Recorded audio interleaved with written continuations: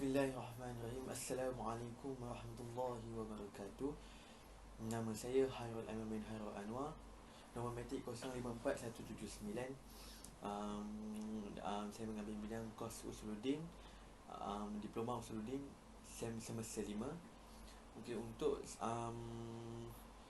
pembentangan saya akan menerangkan pada bahagian Mu'tazilah, pada muka surat 63 hingga 67 hingga 73 pada bawah subjek Al-Firaq Al-Islamiyah. Allahumma salli ala sayyidina Muhammad. Sini saya akan meneruskan perbincangan di bawah tajuk subtopik Al-Fahaman Al-Mu'tazilah di bawah subjek Firaq Al-Islamiyah. Okey. Golongan Mu'tazilah ini ianya diasaskan oleh seorang yang bernama Wasil bin Atha. Beliau ini dilahirkan pada tahun 131 Hijriah, pada khilafah Hisham bin Abdul Malik. Okey. Terwujudnya fahaman Mu'tazilah ini, tercetusnya fahaman Mu'tazilah ini kerana ada satu kisah dulu apabila tercetusnya golongan Mu'tazilah ini, apabila dia melibatkan seorang guru dan seorang murid yang bernama Hasan Al-Basri, iaitu beliau ni merupakan wali kutub yang merangkap ulama di bawah Ahli Sunnah wal Jamaah. Dan anak murid ni yang bernama Wasil bin Atha, iaitu orang yang mengasaskan fahaman Mu'tazilah ini. Okey. Ceritanya yang menyebabkan tercetusnya golongan ini apabila Wasil bin Atha ini, anak murid kepada Hasan Al-Basri ini, beliau ni telah berselisih pendapat dengan gurunya iaitu Hasan Al-Basri dalam pendapat apabila seorang manusia itu melakukan dosa besar. Dalam pendapat Hasan Al-Basri, iaitu guru kepada Wasil bin Atha, dia berpendapat bahawa apabila setiap mukmin itu melakukan dosa besar, mereka akan dihukum terlebih dahulu di dalam neraka sebelum dimasukkan ke syurga. Jika mereka tidak sempat bertaubat sebelum meninggal dunia. Akan tetapi Wasil bin Atha ini, iaitu anak muridnya sendiri, iaitu anak murid kepada Hasan Al-Basri ini, dia tidak bersetuju dengan hujah dan pendapat kepada gurunya itu Hasan Al-Basri ini. Lalu Wasil bin Atha ini dia menyisihkan dirinya pergi daripada pengajian Hasan Al-Basri ini dan tidak ingin untuk mengikuti pengajian Hasan gurunya itu lagi, kerana dia tidak bersetuju dengan pendapat dan hujah yang diberikan oleh Hasan Al-Basri ini. Antaranya juga rakan kepada Wasil bin Atha ini juga ada beberapa yang mengikut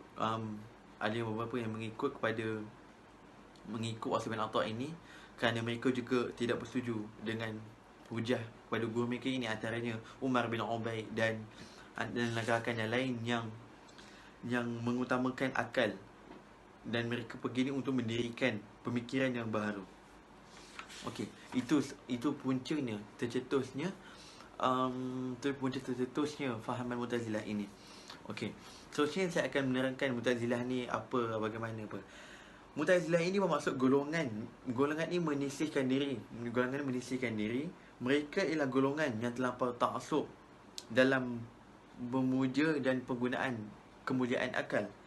Dan umum kita tahu bahawa kita sebagai manusia kini kita tidak boleh menafikan bahawa akal ini merupakan nikmat yang dikurniakan oleh Allah Subhanahu Wa Taala dan kelebihan yang diberikan oleh Allah Subhanahu Wa Taala kepada manusia.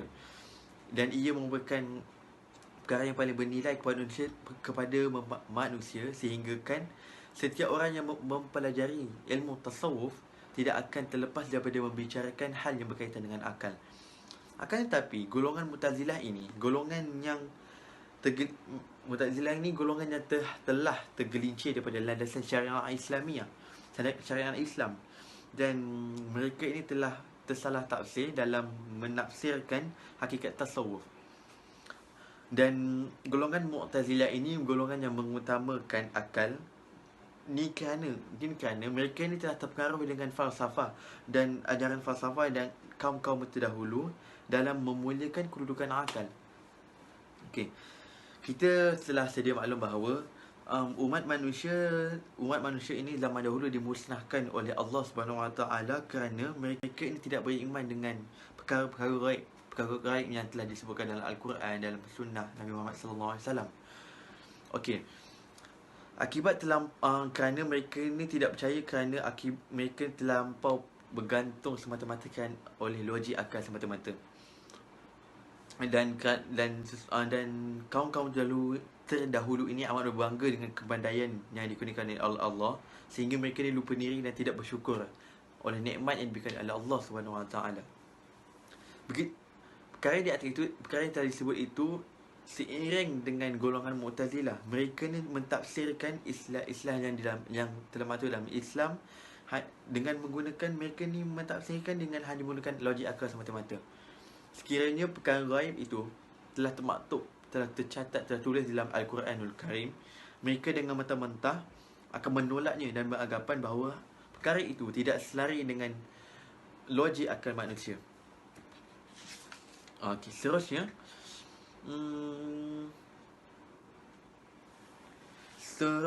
dalil i'tiqad golongan Mu'tazilah dalam soal penciptaan, kebaikan dan keburukan.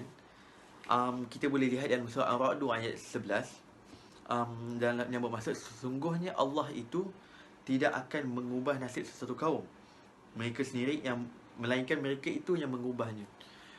Pada ayat ini, bagi para golongan dan ulama Mu'tazilah, mereka berpendapat bahawa Allah itu tidak akan mengetahui masa depan kerana tindak tanduk manusia itulah, maknanya tindakan manusia itu yang hanya mereka yang akan menentukan masa depan mereka sendiri.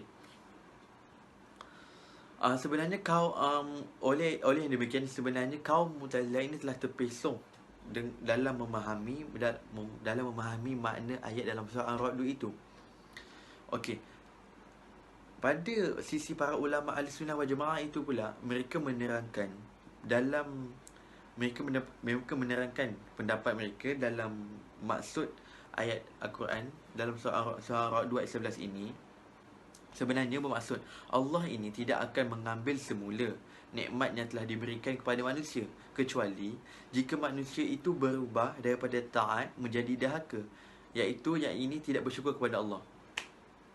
Maksudnya apabila kita tidak bersyukur dengan nikmat yang diberikan oleh Allah, setiap hari kita diberikan nikmat oleh Allah, apabila kita tidak bersyukur, itu maksud sebenarnya Allah akan mengambil semula nikmat itu.